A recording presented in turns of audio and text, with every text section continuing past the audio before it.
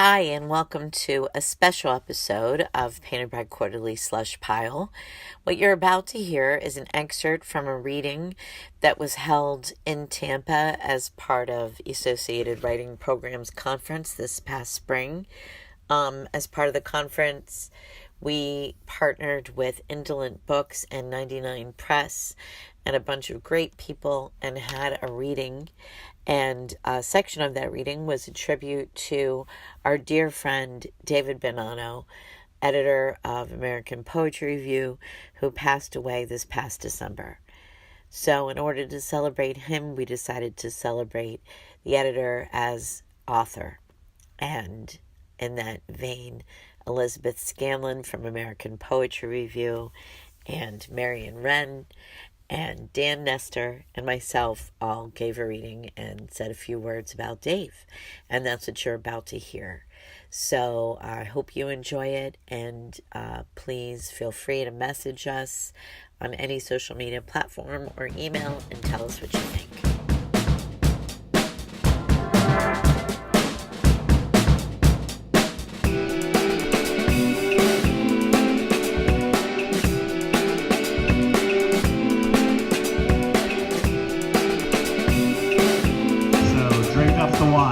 So, Elizabeth, why don't you come up and get us started? Thank you. With what? With a little touch of lettuce first.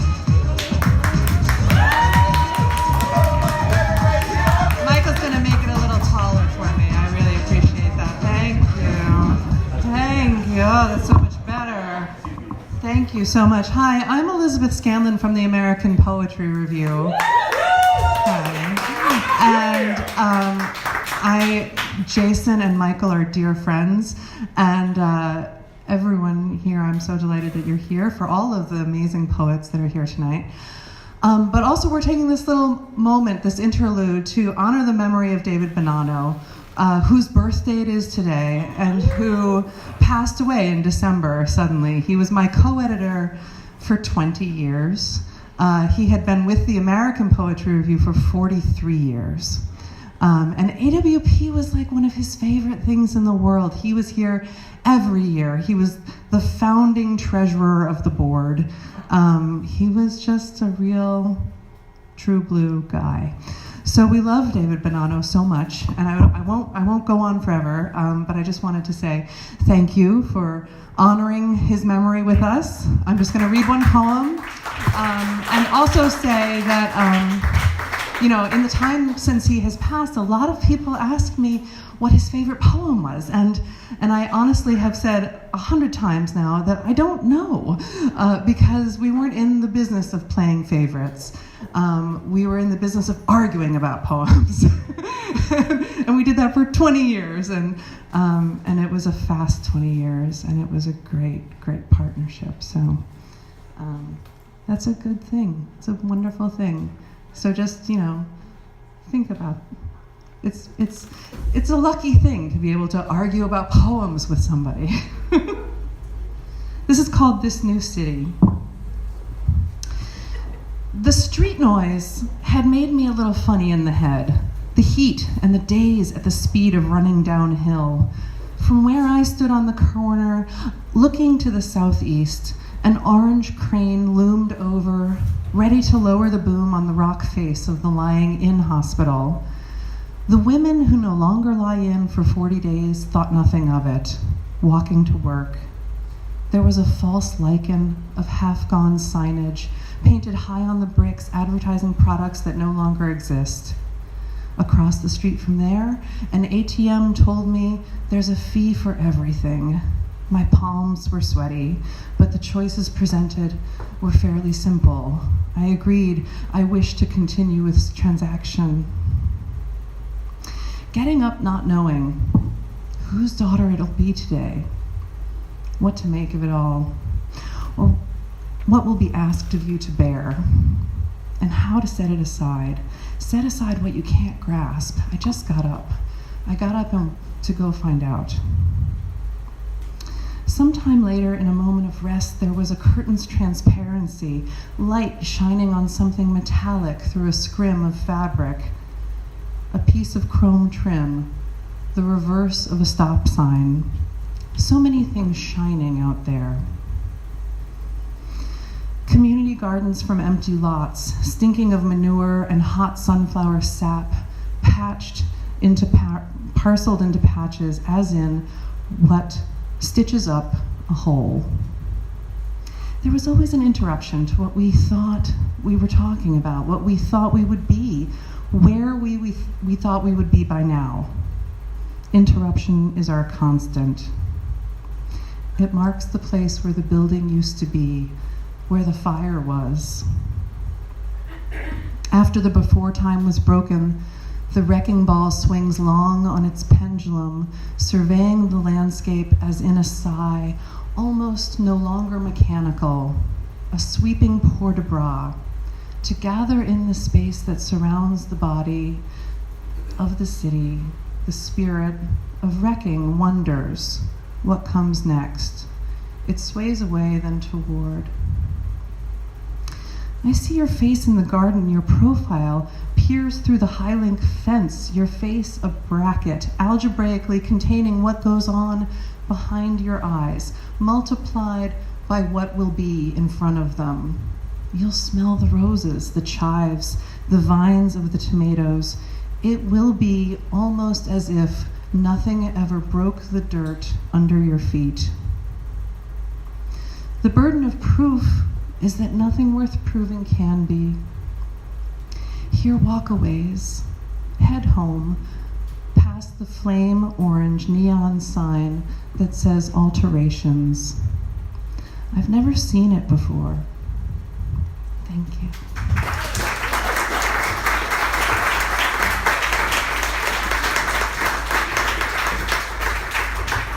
I see Marion Wren coming towards me. Marion Wren. Thanks, Liz. So that question, what was Dave's favorite poem? The answer has to be poetry. Lord, did he have such faith in the genre and faith in the field? And he was such a champion of the poets in this room, and just a champion. So I've written a novel, and so I'm going to read you 165 pages of it. Prologue from Loyals. The locals lovingly refer to the Church of St. Anne as the Four-Faced Liar.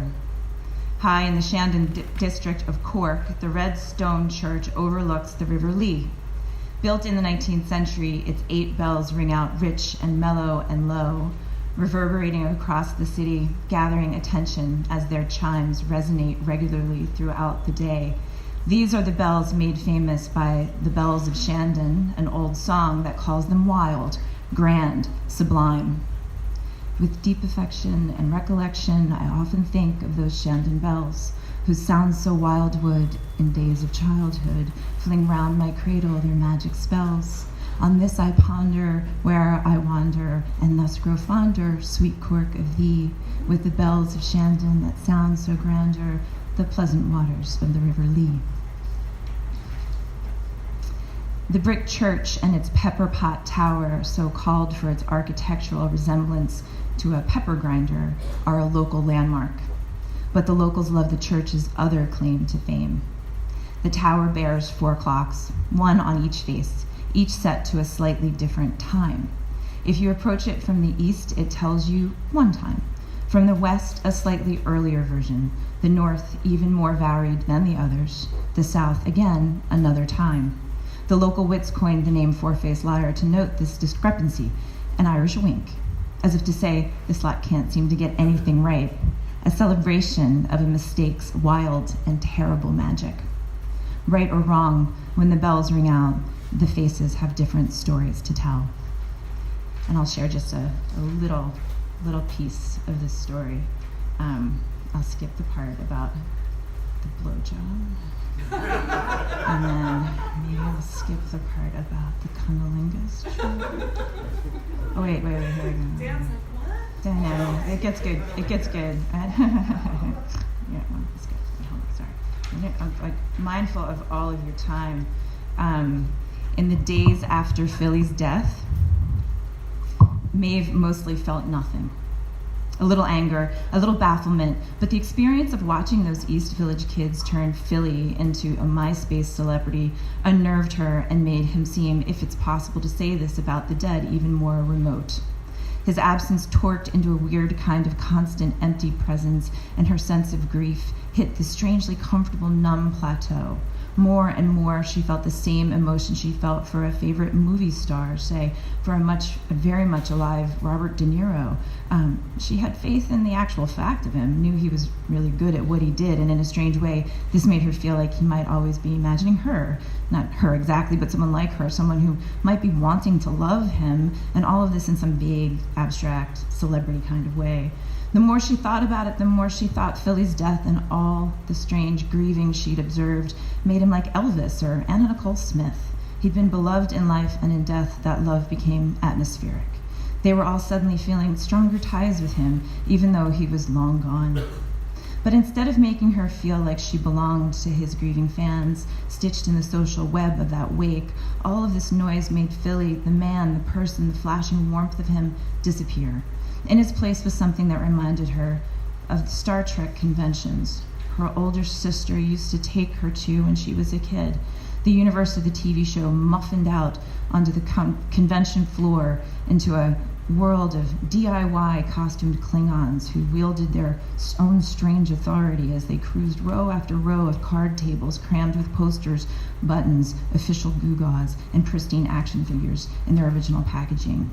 Maeve would watch with wonder at the seemingly smug performance of character these fans played out. Their costumes were always pretty perfect, and she knew it must be seriously risky for them to don this gear and assume their self-proclaimed roles, so she had a hunch that the swagger she saw was inversely proportional to the daily insecurities each of them must have felt in their normal, everyday lives. And all of this kept her from feeling pang one of actual pain at Philly's passing. Or at least that's what she liked to think. She imagined her little heart covered in Teflon, imagined Murphy's grief or Driscoll's grief, and thought maybe she'd be better off helping them through this than sorting her own self out, which made Philly's appearance in her dreams a surprise. These were not visitations exactly. Her psychic sister, the same one who was the Star Trek fan, swore that when a deceased loved one showed up in your dreams, these were visitations, messages to be taken seriously, and needful communication from the other side. For Maeve, they felt like flirting. She dreamt of Philly's breath on her neck, the surprise of his tongue piercing in a kiss. And as these dreams went on, his tongue was between her legs. Soon enough, she was conjuring Philly when she was in the shower. She'd take the shower head from its cradle, lean against the tiled walls, and call up his image while the water pulsed her into bliss. She'd imagine Philly's breath on her thighs, his mouth on her clit. Her body would throb and contract, and she threw her head back. She'd come out of each orgasm laughing and put the nozzle back in place. Thank you, Philly. She was fairly certain he didn't mind. She might have gone on like this for months, her secret fantasies, thinking herself and Philly a porno version of that show she watched as a kid, The Ghost and Mrs. Muir, classic 60s TV, a riff off of a film of the same name from the 40s. The Ghost and Mrs. Muir put a widow, her 2 young children, and their maid in a New England seaside house. Mystery and mayhem ensue when they figure out the house is haunted by its previous owner, a salty old sea captain. Maeve's sister was more in love with another TV show that was already in syndication in the 70s, The Flying Nun. Her sister was so in love with the young Sally Field that she even built a habit out of the shoebox lid and put it on her head and practiced bobbing her head like she was flying when she bounced in the corner of the guest room bed. But Maeve herself kept coming back to the Ghost and Mrs. Muir, back to what felt like to her, a happy family. Kids, mother, auntie maid, ghostly father figure. Goes without saying, Maeve's father left when she and her sister were kids. The show told a happy, healing story about what to do with ghosts. Make room for them. Hope they stay.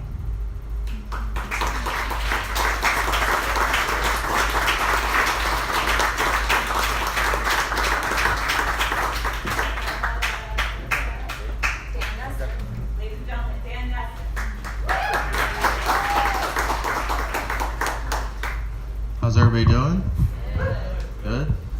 So my interactions with David were every AWP, and he rejected my work so many times. And I mean, it was the best. You couldn't be rejected by a better person.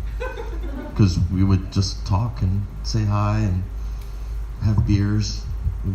He was a literary citizen, you know. It's like what everybody should be in this room, and everybody is. There's so many people I know in this room, and I appreciate you all. So, I'm going to read a chapter from my book called Shader. It's about growing up in Maple Shade, New Jersey, where, oh, hey, thanks, publisher Jonathan Silverman. That's awesome.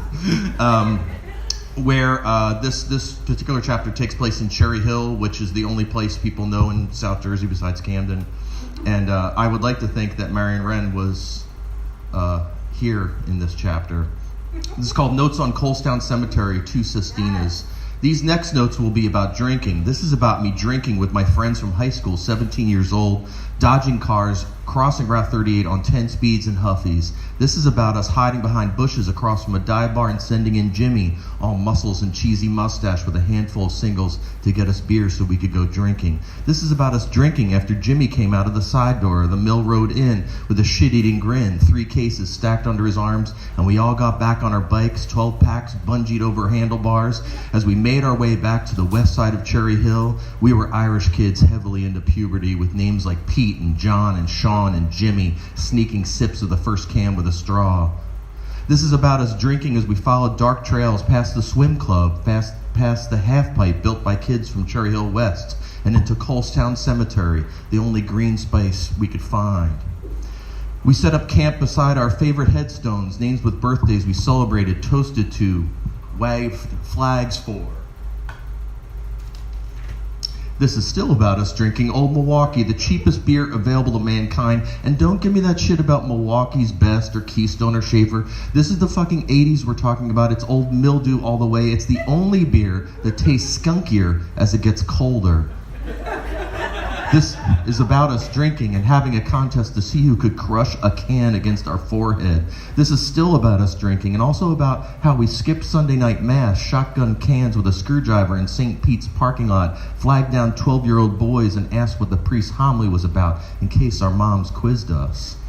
This is about us drinking Old Milwaukee in Cherry Hill and Colestown Cemetery on the corner of Church Road and Kings Highway as Van Halen plays from a boombox. This is about us bringing girls, actual, non-imaginary girls, to drink beside our favorite headstones. This is about us skinny dipping in the swim club next door where we waved limp hot dogs over the fence to throw guard dogs off scents. This is about us drinking Old Mildews in Colestown Cemetery, leaping off the high dive at midnight out of our fucking gourds and somebody singing Van Halen. This is about us drinking Old Milwaukee in Colestown Cemetery and Cherry Hill, listening to Van Halen on the boombox, and one of us spotting headlights coming closer, 6 blocks away, 5 blocks away. And when we realized it was the cops, we finished our beers, ran like fucking hell, and ditched our bikes in the flower patches. This is about the one time we were nabbed, and then we were questioned by the cops. Trigger warning, white privilege. Then we gave them fake names. How did we not get our heads clocked by them? We giggled in their faces as we wrote the names down. My name, officer sir, is Bend Over. My name, officer sir, is Willie Feltersnatch. My name, officer sir, is Phil McCracken. This is about us drinking, then heading home on a bike that weaved along Cherry Hill's smooth streets, its weedless lawns and straight-edged sidewalks. I wondered about the split levels and bright kitchens, bumper pool tables, in-ground pools. And this is about us biking past Benash Liquors down Coles Avenue, where I stopped to throw up in a bush, happy to be back in Maple Shade, where even the air seemed rough to the touch. Thanks. Who's next? Kathy fucking Volkmiller, everybody. No, we say fuck on the podcast all the time. All the time. So, is this okay? My fault podcast. So I was going to read this piece that was in Modern Love a couple weeks ago, but I decided, and I was going to make you have to guess which word they made me change. And then I thought, that's pretty fucking stupid. And like what a teacher would do. And the piece itself is very sad. And Dave Bonanno's memorial was the day that the Eagles won the division championship. Billy? And that day, all of us were mightily concerned that Dave would have been very upset to have the memorial go into the game. And it ended kind of perfectly, and it was beautiful, and so I'm not going to read a sad thing. I think I'm on nostalgia and sex, so we're all on the same theme here. This is called Show Me the Way. We all knew the song from the first keys. It was a couple's song. Girls couldn't pretend it was okay to dance with each other. Show Me the Way was our anthem, but we meant everything. If only someone could show us. It was 1975, and my jeans had a butterfly applique patch my mother helped me iron on earlier that day.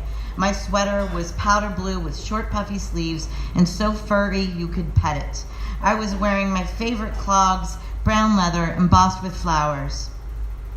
They were a risk since they made me about 1.5 inches taller, and in 6th grade, every half inch matters.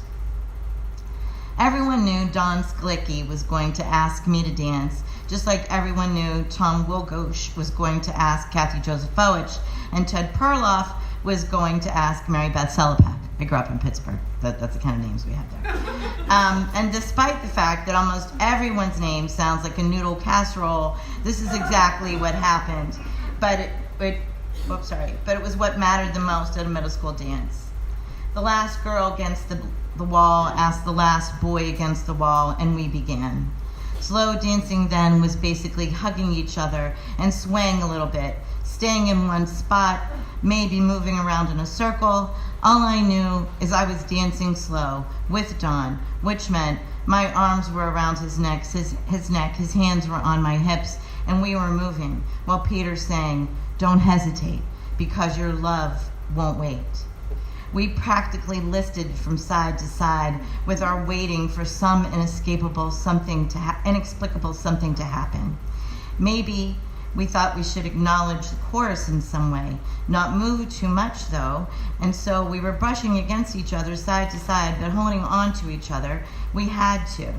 At one point, I was finally feeling comfortable, though my heart was beating sideways in my chest and my feet were sliding sideways in my clogs. And right at the moment when I relaxed, just a hair, Don's penis went hard. He was pushing against me, and my first thought was, oh my gosh, that's why they call it a boner. I had never understood that term. I had seen my brothers in their tighty-whities, but their privates looked like a mushy package, more like mashed potatoes than anything with a bone. I never saw them with erections, thank God, but what I did see was being accidentally hit in the groin and an aberrant baseball or their own roughhousing getting too rough could make either of my big brothers drop to their knees, render them of color, make them mute. Penises seemed to me a point of vulnerability, not power. You know what, I need a little more light. Dawn's, or somebody's readers. John's 8th grade erection actually hurts up against me, and I stole a glance at his face. I wanted to push him away, but I didn't want to make a scene. He looked like he was both in pain and scared. Our eyes caught, and I realized he was pushed so close to me because he was trying to hide his boner from everyone else. The good girl in me immediately kicked in, and I stayed close, wanting to help him, wondering what the hell was going to happen when the song was over. This penis was essentially impaling me in the middle of the dance with all these adults and kids around, and I felt like it could score right through me. We were swaying, barely moving, but I could feel the world spinning on its axis. All of these things I had heard about rape and phallic symbols representing power and even violence suddenly made sense and made me feel like I knew nothing at the same time. Didn't boys barely have control? Weren't hard-ons embarrassing, something to feel sorry for boys about? But now a hard penis was aimed at me, and I moved a bit, directed its tension to point at my thigh instead of straight up, and I was sweating, trying to catch my breath. This was just Donnie. I knew him my whole life. The tip of his middle finger on his left hand was gone, run over by his dad on a riding mower when he was only 4 years old. We were all fascinated. by this absence made him show it to us again and again, wondered how you really didn't notice, and then when you did, it was all you could see. I remember thinking all the time about Don's dad, wondering if he had nightmares about it.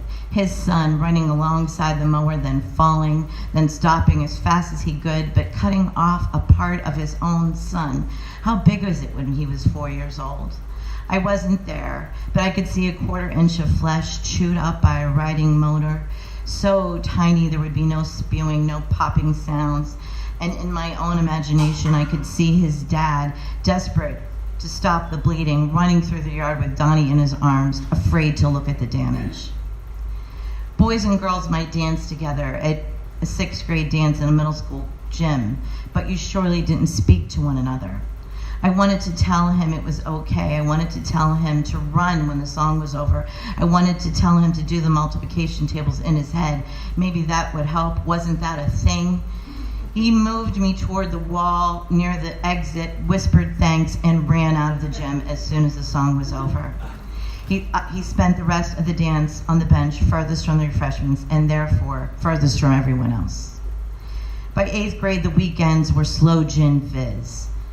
One apiece, sure, but enough to make us more vulnerable than we already were. ZZ Top sang Tush, and we got even more excited in a directionless way. Occasionally, a boy would find a girl and there'd be a push against the wall. A boy who tasted like Fritos would put his tongue in your mouth, look at you with sorrow, apologetically, hope you'd understand that he didn't know what he was doing and that he didn't really have a choice. Sexual revolution still revolving. We girls knew we were allowed to enjoy this, our tiny nipple erections, our mysterious aches. But we were in a crossover generation. Our mothers had told us other things, so we had to hang back a little, push his hands back down for over the bra rather than under, not let our knees buckle like they wanted to, remain vigilant despite our own unassailable urgings. The first time I played 7 Minutes in Heaven, Foghat's Slow Ride was on, and I thought, oh no. I already knew what that song could do, those 7-8-minute songs that allowed us to forget ourselves.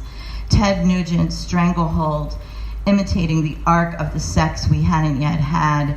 Dry humping just kind of happened when songs like that played. We couldn't be judged.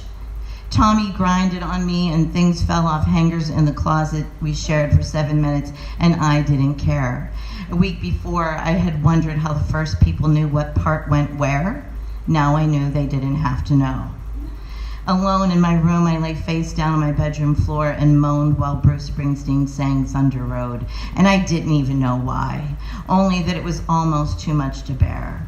Every part of me felt hollow, and I would burrow in my pink shag rug, unable to get deep enough, lost. I'd play She's the One over and over again, almost understanding. Peter Frampton was there again for Spin the Bottle in one of my best friend's bedrooms when her first cousins were visiting. We knew the parents would be busy drinking and playing their own games, glad we could stay tightly shut up in Renata's room, just like we knew we were only pretending we were randomly spinning that bottle. Everyone knew that some spins were done with more intent than others, and a visiting cousin, Mark, was the one I wanted to land on, until he spun the bottle and it landed on me. I started to lean in toward the center, toward him, for him to lean into, but he said, "Stay there." And he jumped up and he came and sat next to me, but facing out of the circle. And then he really kissed me, deep and long, while our friends hooted, laughed, or ducked their heads to not see. We broke our lip lock just in time for Mark to sing along with Peter Frampton, "Do You Feel Like I Do?"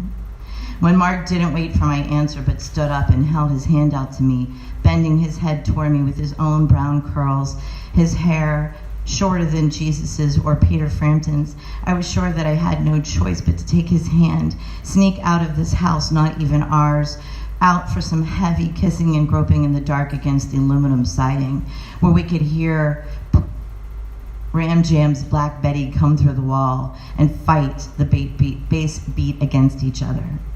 Peter Frampton, softer than Jesus, but recalling the same parts we love, the big curls and a bigger smile than Jesus could dare give. Every good Catholic girl turned her Jesus crush into a crush on Peter Frampton. It was easy. And what did he want from us? Only the same as Jesus, to love one another. No matter how much love we felt from family and community, the passion of middle school could only transition like this. Games, a safe, familiar interaction, channeled into excuses for this new kind of contact, another kind of love.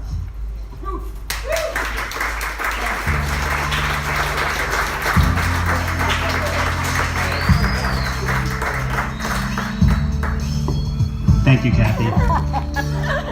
Thank you, Dan.